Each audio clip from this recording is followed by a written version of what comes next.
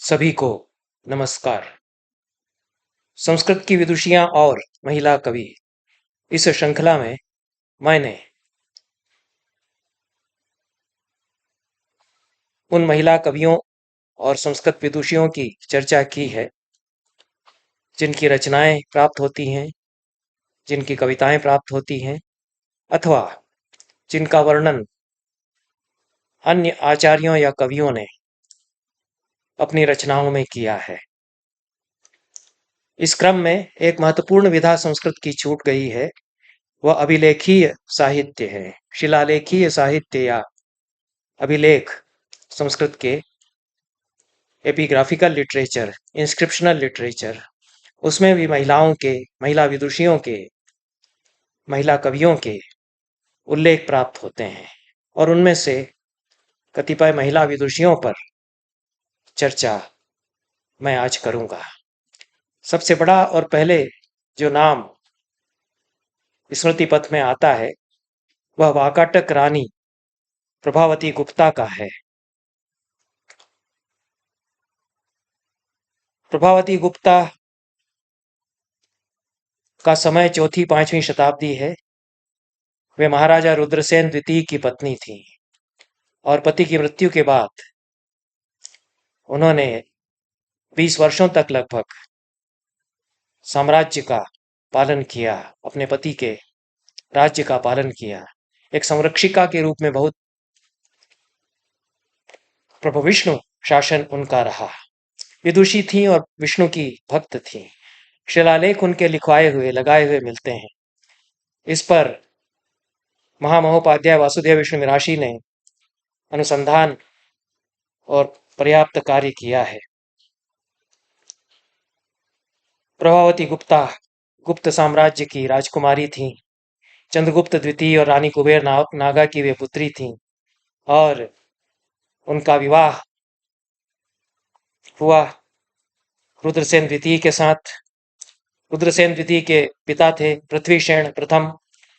उनके शासनकाल में ही वाकाटक वंश के राजकुमार से रुद्रसेन से उनका विवाह किया गया, परंतु प्रभावती गुप्ता विधवा हो गईं 5 वर्षों पश्चात। रुद्रसेन के 3 पुत्र थे प्रभावती गुप्ता से, दिवाकर सेन, दामोदर सेन और प्रवर सेन। बच्चे थे। प्रभावती गुप्ता ने बहुत साहस और धैर्य के साथ राज्य का पालन किया और उनकी बड़ी प्रशंसा होती है। इतिहास में अमिट हस्ताक्षर हैं प्रभावती गुप्ता। शिलालेखों में उनकी गुणज्ञता, गुणग्राहिता का वर्णन मिलता है। अनेक अनुदान उन्होंने दिए विद्वानों को, अनेक निर्माण कार्य भी कराए, मंदिरों का निर्माण कराया और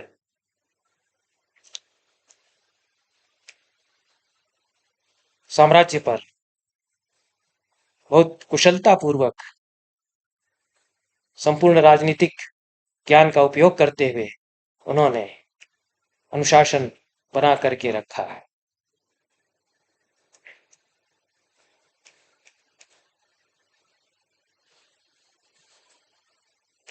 अंततः सबसे बड़े बेटे दिवाकर सेन और उसके पश्चात दामोदर सेन, इन दोनों को कुछ समय के लिए उत्तराधिकार मिला। इतिहास में इसके संबंध में अधिक जानकारी नहीं मिलती है। अनुमान लगाया जाता है कि कुछ समय के लिए प्रभावती गुप्ता ने इन दोनों को एक के बाद एक शासक के रूप में नियुक्त किया, पर प्रभाव प्रभावती गुप्ता का बना रहा और इन दोनों के पश्चात प्रवर सेन शासक हुए और प्रवर सेन का वाकाटक राजाओं में बहुत यश है।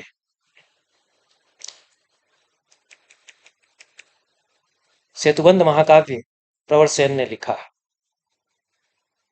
अपनी माता का बहुत प्रभाव उनके ऊपर था।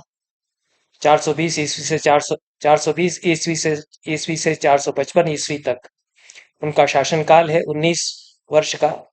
और अपनी माता का उल्लेख उन्होंने अपने शिलालेखों में भी किया है। प्रतिष्ठित महाराजा दामोदर सेन और प्रवर सेन की माता के रूप में इन शिलालेखों में प्रभावती गुप्ता का उल्लेख किया जाता है।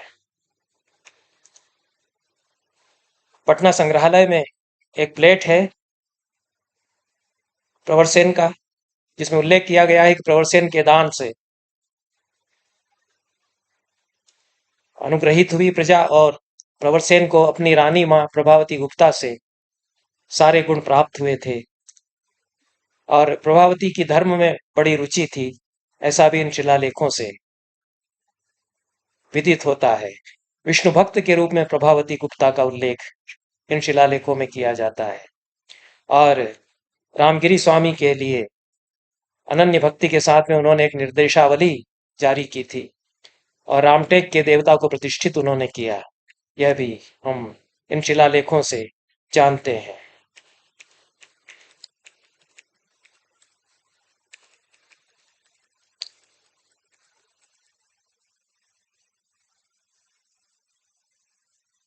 अनेक कार्य राजा प्रवरसेन ने किए और इन सभी में उनकी माता के दिए हुए संस्कार प्रतिफलित हुए, ऐसा हम कह सकते हैं। तीर्थ यात्रा पर भी वे गए और अनुदान उन्होंने विद्वानों को, ब्राह्मणों को दान उन्होंने बहुत दिए। महाराष्ट्रीय प्राकृत में सेतुबंध महाकाव्य उनका रचा हुआ। संस्कृत और भारतीय साहित्य के, संस्कृत में लिखा हुआ नहीं है, महाराष्ट्रीय प्राकृत में लिखा हुआ है। भारतीय साहित्य के श्रेष्ठ महाकाव्यों में यह महाकाव्य है, निश्चित रूप से।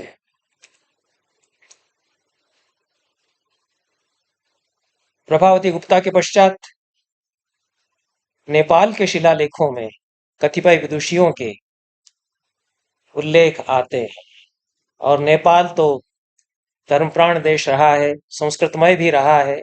संस्कृत साहित्य का संवर्धन, पल्लवन, मौलिक संस्कृत रचनाएं प्रचुर मात्रा में नेपाल में लिखी जाती रहीं और नेपाल के राजाओं में नरेंद्र देव, शिवदेव द्वितीय, जयदेव द्वितीय आदि राजाओं के शिलालेख संस्कृत साहित्य की अमूल्य निधि हैं।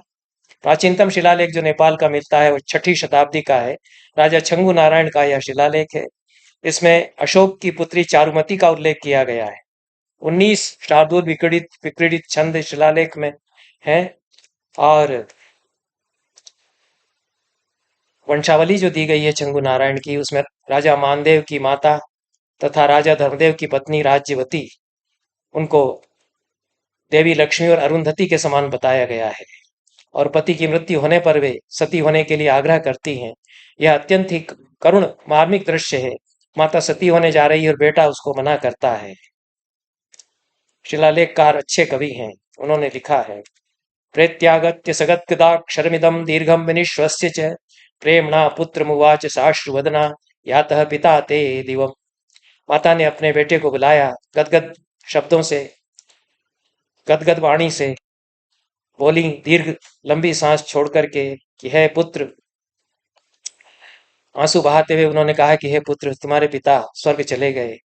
हा पुत्रास्तमिते हा पुत्रास्तमिते तवाद्य पितरि प्राणैर्वथा प्रथा किं मम राज्यं पुत्रक कारयाः मनुयाम्यद्यैव परतुर्गतिम्। हा पुत्र, तुम्हारे पिता के अस्तंगत हो जाने पर मेरे वृथा प्राणों से क्या, जीवन धारण करने से क्या लाभ। तुम राज्य करो, मैं अपने पति के मार्ग का अभी ही तुरंत अनुसरण करूंगी। किम में भोग विधान विस्तर कृतैराशामयैर्बन्धनैः बन्धनैर्माया स्वप्न निभे समागम विधौ भर्त्रा विना जीवितुम्। यामित्येवमवस्थिता खलु यदा दीनात्मजा सूनुना पादौ भक्तिवशा निपीड्य शिरसा विज्ञापिता यत्नतः। मुझे अब भोग विधान से क्या और आशा के बंधनों से क्या, माया है यह संसार, सपना है यह सब, और पति के बिना मैं क्यों जीवित रहूं। आज ही चली जाती हूँ, आज ही चली जाती हूँ, ऐसा दीन वाणी में माता कहने लगी। तब बेटे ने भक्तिपूर्वक दोनों पैर पकड़ करके उन पर अपना मस्तक रख करके बहुत आदर और विनय के साथ में अपनी माता से उन्होंने कहा, बेटे ने,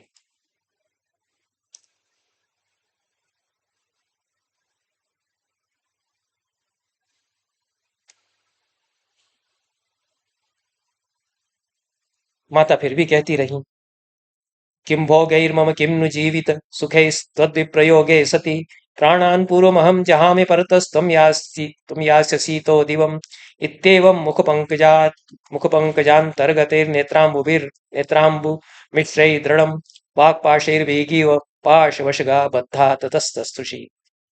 बेटे ने कहा कि मैं संसार में भोग सुख लेकर के क्या करूंगा यदि आप चली जाएंगी।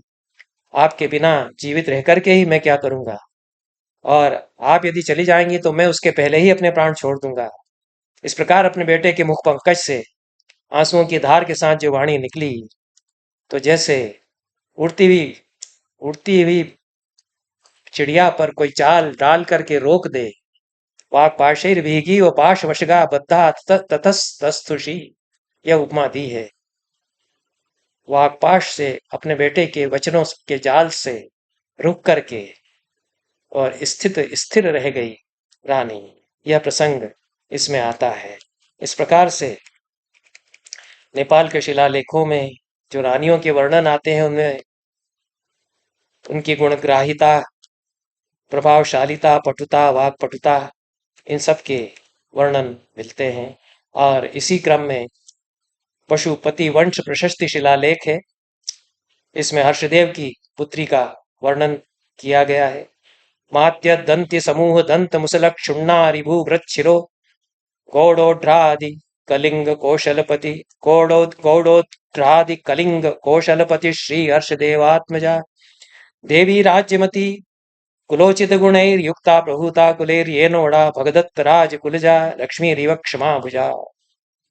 नायक का वर्णन करते हुए शिलालेख कहते हैं कि लक्ष्मी के समान भगदत्त राज की के कुल में उत्पन्न हुई हर्षदेव की आत्मजा बेटी देवी राज्यमती कुलोचित गुणों से युक्त जो थी, अनेक गुणों से युक्त थी और प्रतापी राजकुमारी थी, उनसे उन्होंने विवाह किया।